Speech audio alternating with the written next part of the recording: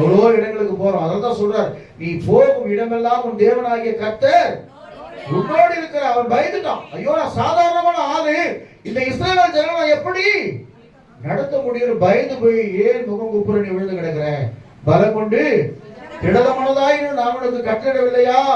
நீ போகும் இடமெல்லாம் உன் தேவனாகிய கர்த்தர் உன்னோடு கூட இருக்கிறார். அப்படின்னா என்னன்னா, 24 hours நீ வாழ்கிற வரைக்கும் கர்த்தர் உன்னோட பிரிய மாட்டார்.